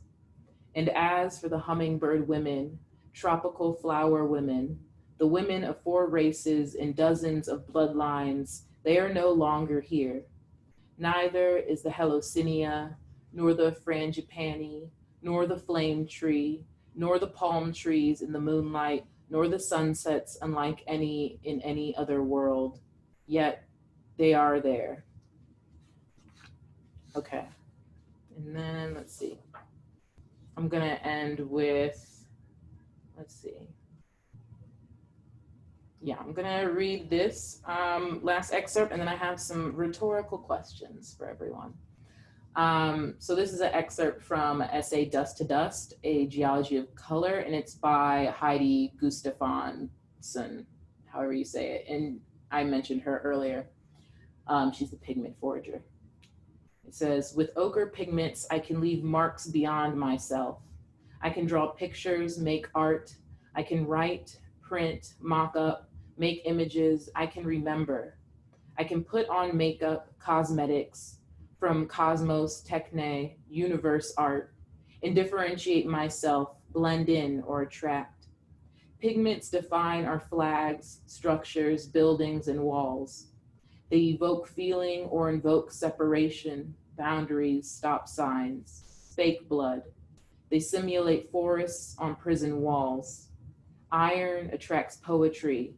Iron seeds imagination, as Nor Hall so gracefully writes in her forge, Irons in the Fire. Sediment fissures into sentiment. The Latin root sedere, I can't say that, to settle or sit, becomes sentire, to experience. In that sense, pigments are stewards of an experimental and bewildering aesthetic threshold. They intensify, confuse, and reorganize our felt sense of inner and outer imagination and manifestation, self and nature, past, present, and future. I share Rifkin's hunch that pigments are co-directors of our creative evolutionary process. Foraging pigments to me means something like cultivating relationship with direct mediators of aesthetic response. I consider this practice synonymous with doing philosophy or with witchcraft, and of course, it's art.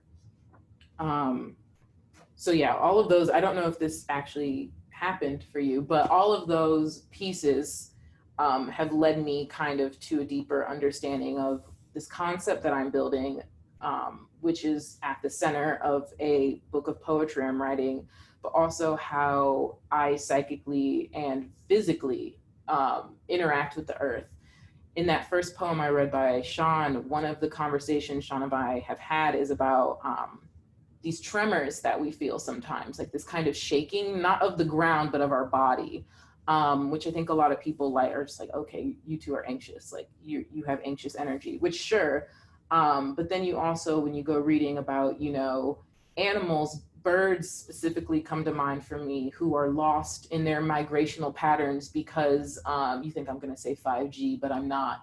But because of, forest fires, because of all these different, because of skyscrapers, because of light reflecting from planes, all these different things that, you know, are disrupting their body and disrupting their sense. I'm curious about what is also disrupting our sense, and who or what might be speaking to us and aiding us to kind of maybe root ourselves as we're lost in that. So I have some rhetorical questions, which if you must, you can answer them in the Q&A, but I would ask you to hold these in yourself more. What is the ground telling us? Are spirits fixed in time? And if so, why? How might the state of Earth be affecting your body? Are you naturally curious? What were some of your first thoughts about outer space? What were some of your first beliefs about nature?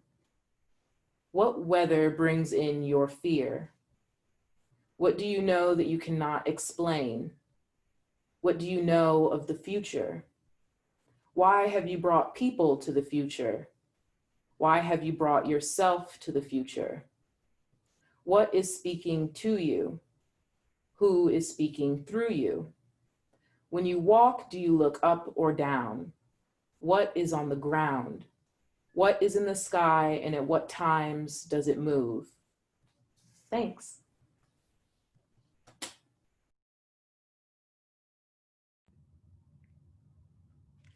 Wow. Thank you, Jessica and Justin and Gabrielle. My mind is spinning from these presentations. So if anyone has the stamina, we'd like to open it up. I know we're running a bit late, but we'd like to open it up for at least a moment for some question, answer, and conversation. Or some unpacking. I just felt like it'd be strange to just drop that all and then scatter. Yeah. Although it might be apropos. Yeah, true. If anyone has a question, they can you can use the raise your hand feature or unmute your mic and ask it with yourself. If not, that's totally okay as well.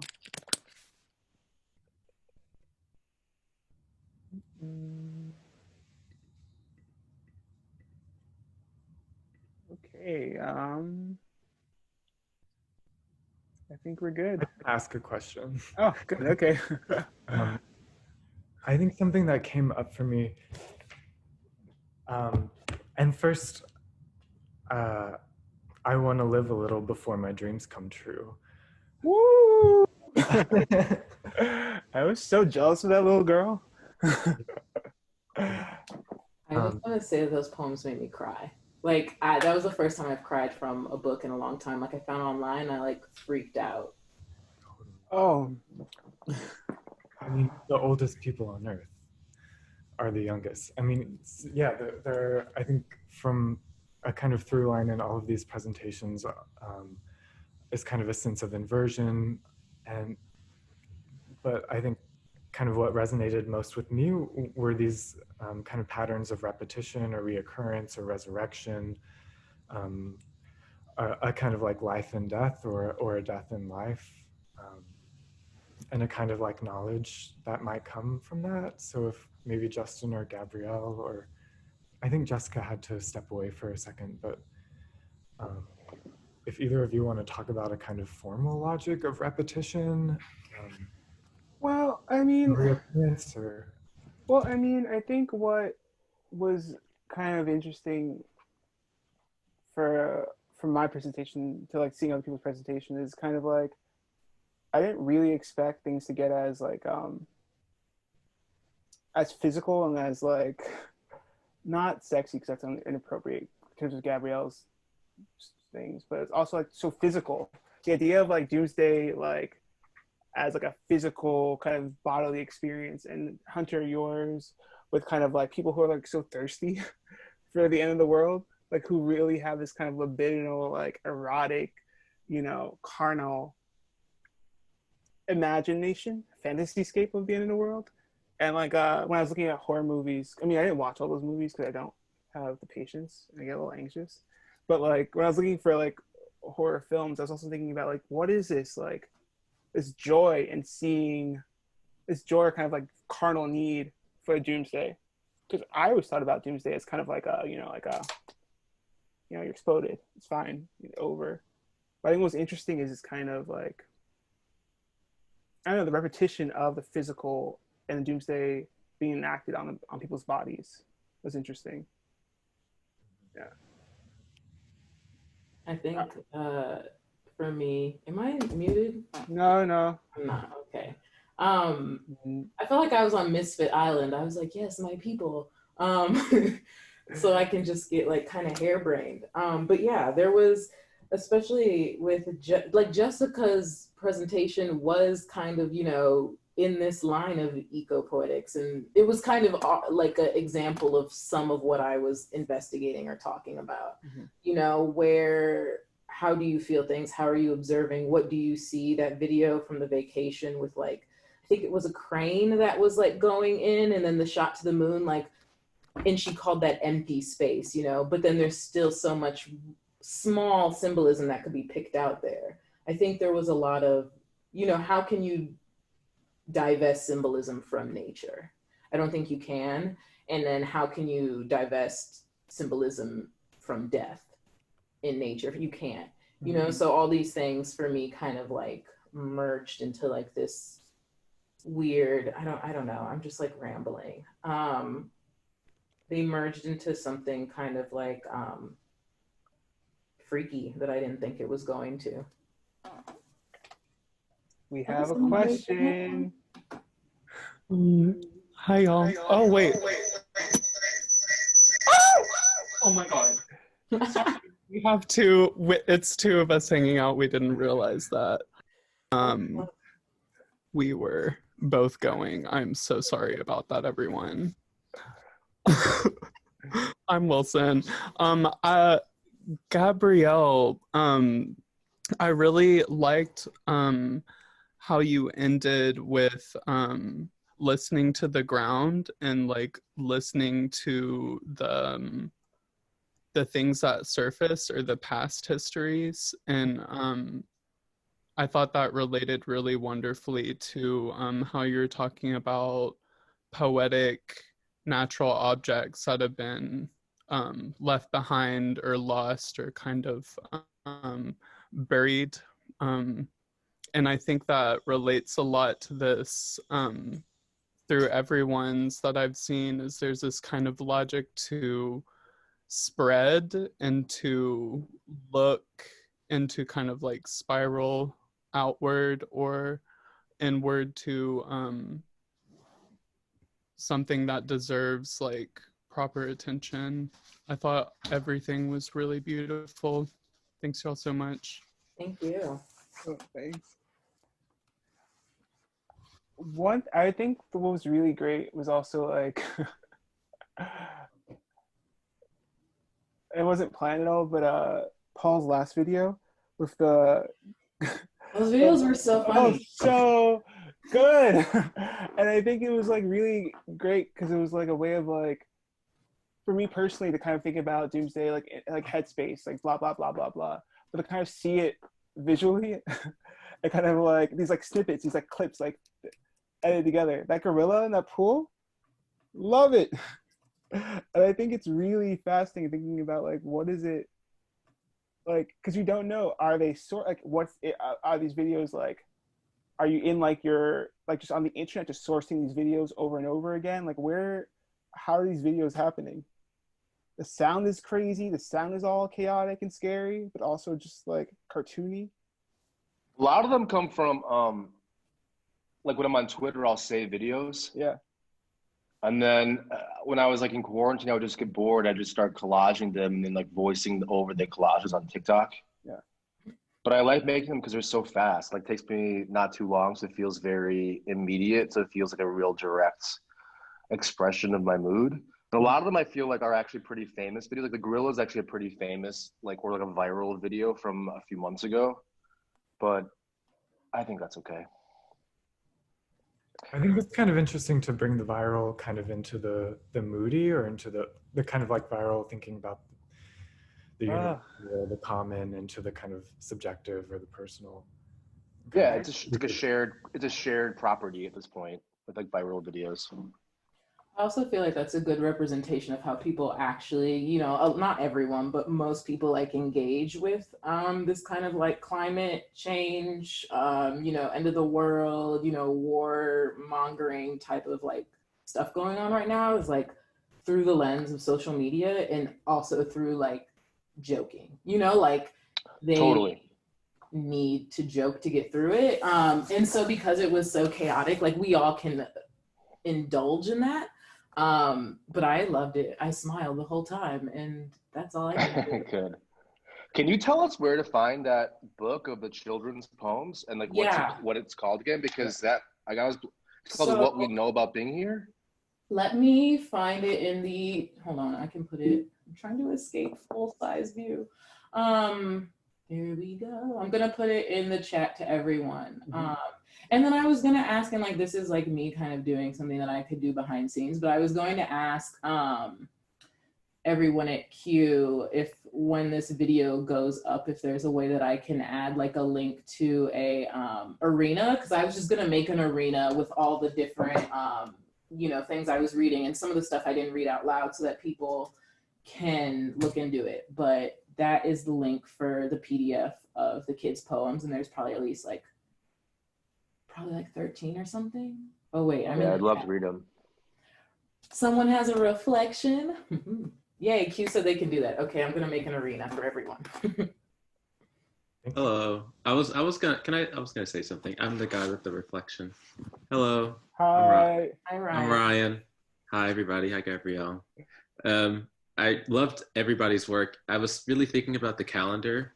I'm also really interested in time, and thinking about the calendar, I started thinking about the sun, or how we all think almost heliocentrically, with the sun kind of being in the center of everything, but the sun itself almost being a doomsday device where it's kind of bound to, you know, become a supernova and explode and then potentially become a black hole. So like, that's like the universal end game, and how these dates in the calendar almost like, I don't know, solar flares of regional or specific doomsdays. I don't know, I'm always trying to think like, okay, like what's the most massive thing? And some people say it's, you know, it's nuclear Armageddon or climate change, sea level rise, etc. I don't know. I was just thinking a lot about the sun throughout the whole, this whole presentation, and I thought it was a really interesting work. Yeah. Thank you. That made me want to bring up like one thing, which is about the calendar and about this book whose name I could not pronounce, by Louise Chris, because it's a Aboriginal word and I do not want to do it, you know, a disservice. But in the calendar, and thank you again to like, I just want to reiterate how hard Justin and Hunter do work on this calendar. And it is a year-long process. All of 2019, we were working for the 2020 calendar. They're extremely organized. It was summer, we're sourcing ideas, they're color coded, we're doing all this stuff. But one of the things that I specifically in helping them research dates for 2020 calendar, there were several things, but one of my big focal points was trying to find dates that native speakers of indigenous languages died. So then the day that language died. And I have one now that I just flipped through and found, which was June 4th, Josephine Wildcat Bigler, the last first language speaker of Yuchi, the language of the Soyaha, children of the sun, or Yuchi people in Oklahoma, dies. And that was in 2016. So June 4th, 2016, that language and this person died. And so like when I'm saying buy a calendar, I'm not just like being, you know, like a narcissist, like buy a calendar, because I helped, like this has some, I think, important information. And it's, again, self-funded. They work really hard. They're working right now on 2021. Yes, we are. Yeah, I mean, back to the, like, first of all, thanks, Gabrielle. But also like back into the sun and dates and things like that is the Doomsday idea, like part of the thing was because you're constantly trying to be respectful, and it's like you don't want to celebrate me. I mean, Gabrielle Hunter and I constantly has conversation about not celebrating death, not celebrating, like this, like, angsty nihilism thing, but at a way of kind of like approaching it where it's like doomsday happens every day. Like if you go to the calendar, the whole point is to have a rich, like a healthy month where it's like day, and it happens in terms of different ways. There's ecological death, linguistic death, cultural death. I mean, it sucked, but I was like in my apartment, like looking at mass shootings and figuring out like what that is and like plugging those in and how do we put in the calendar, without celebrating the shooter or giving notoriety to the shooter, but also talking about the death itself. And the idea that like the sun is some massive like, detonation clock or whatever is kind of what we've been thinking about also for 2021. I mean, we're working on Beast. That's the theme for 2021. And like thinking about the monster and the beast and the animal, blah, blah, blah. But then Hunter and I had this conversation a while ago about kind of animals in general. And I was like, look, people keep saying the end of the world, but it's not. I mean, Earth will keep going for a while. Will it be good for humans? Will there be, red mango? Will I get to go to the mall? Maybe not. But not red mango. Oh, I miss frozen yogurt. Anyway, but like, this idea that things will keep living on, and that's the whole kind of point is that, I mean, we kept saying, we're talking about Paul's videos, which was great, but we kept talking about the word viral. And it was like, yeah, viral, but we're also in a pandemic because of a virus. I mean, there's this like, what's great and scary and beautiful is the communal aspect of history and life and the planet, and that we all experience these things at some point on the same time zone. I mean, back to the whole Gabrielle's like future time, Earth time, regular time. It's all happening. It all happened already. I mean, there's a gorilla in the bathtub probably right now.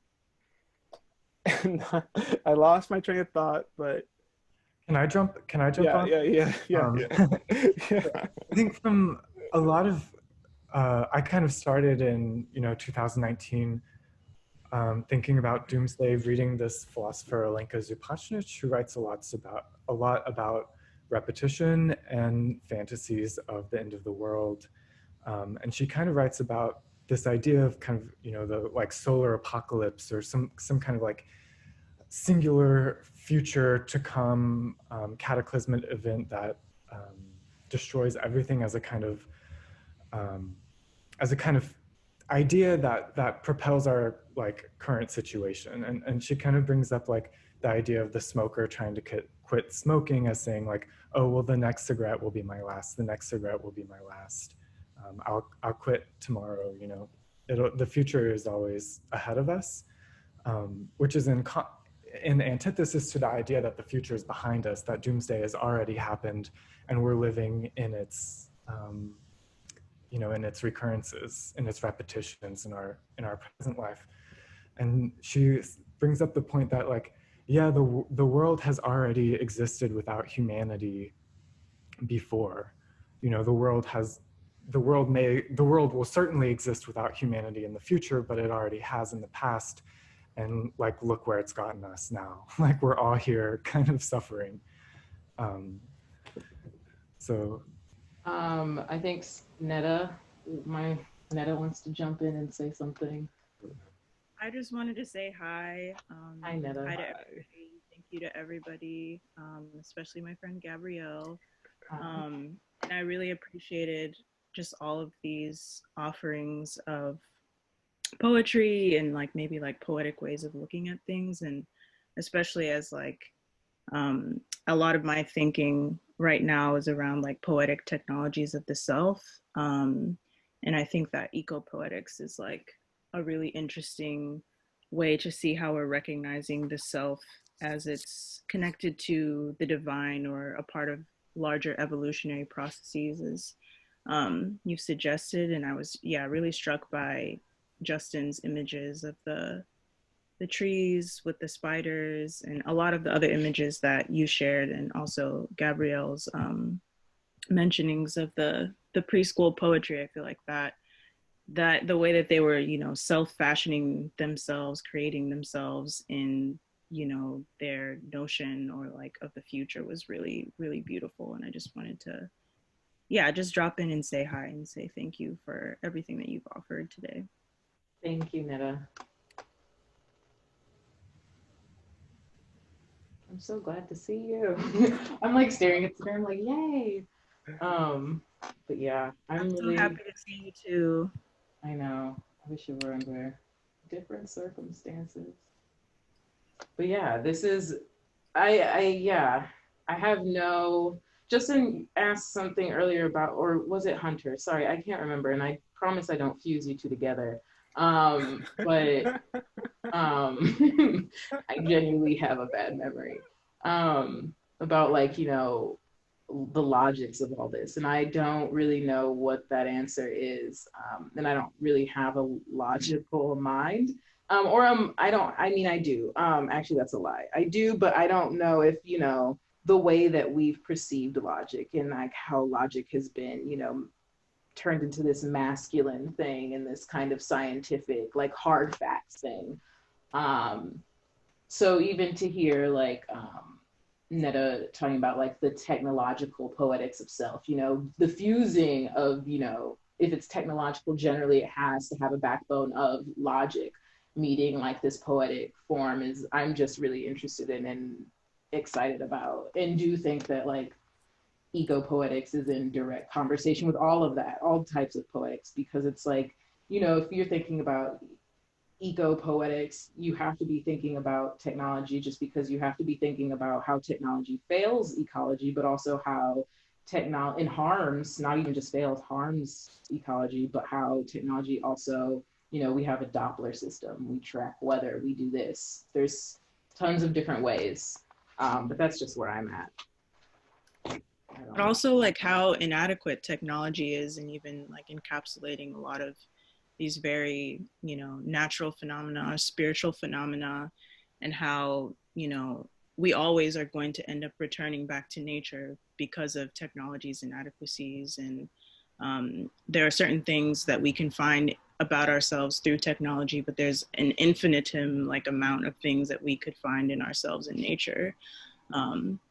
So yeah, just totally hear everything you're saying and appreciate the thoughts that I'm having in response.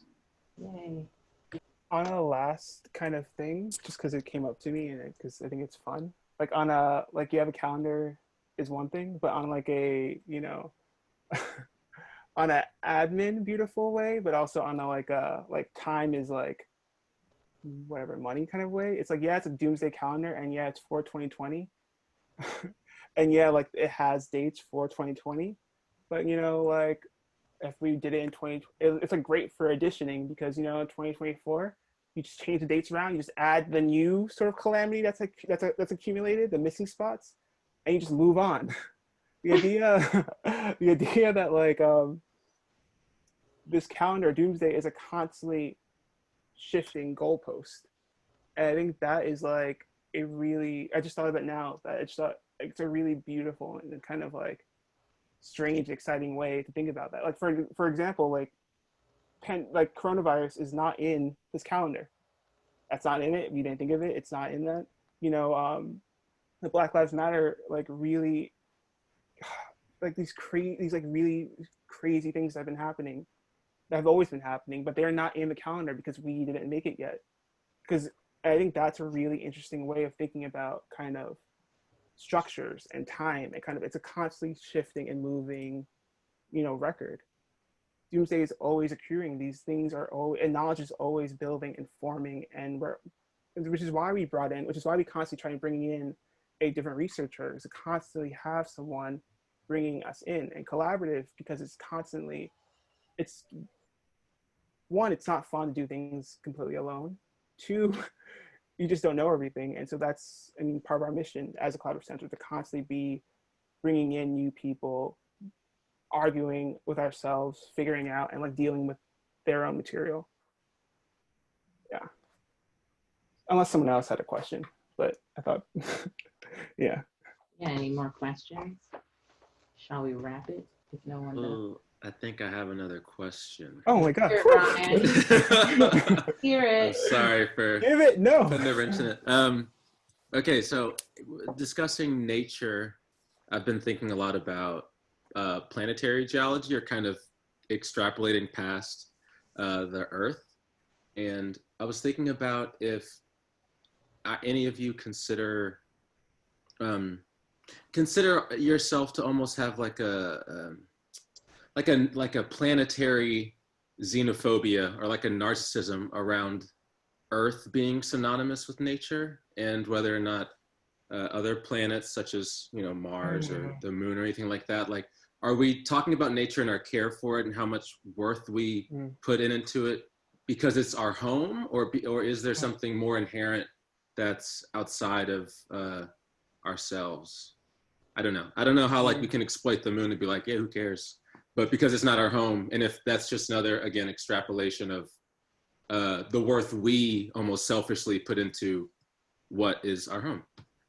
I just want to say, Justin, you should write that down for 2022. Yeah, that's good. And you can peg Ryan as potential, like, because I mean, for me, yeah, I will say that I'm very much talking about Earth and nature, only because I'm talking about nature as an incubator for life, and I'm talking about death in not necessarily like, not human death only. I'm not only talking about human death, but I think, currently specifically talking about Earth, because I'm talking about, this is interesting. I don't know. Actually, I redact everything I just said. I don't know. Sure, yeah, in the beginning, yeah. But then when I'm thinking about, because I'm thinking about, you know, how I mentioned the tremors and how, like, migration patterns of birds, and then I'm starting to think about SpaceX and how there's like thousands and thousands of satellites in space because of fucking SpaceX, you know? And I'm thinking like, well, what does that's debris, you know, and that is potential debris to another planet's environment, to not just our environment, and like whatever those, I mean, I'm not a scientist. Like, there's probably a scientist on here that's like, what are they talking about? Gabrielle. But you know, you think about I think that's what the scientists are probably saying. Yeah, that is what the science. Gabrielle, stop. But like, I'm thinking about, yeah, what does all that become? And I don't think I had.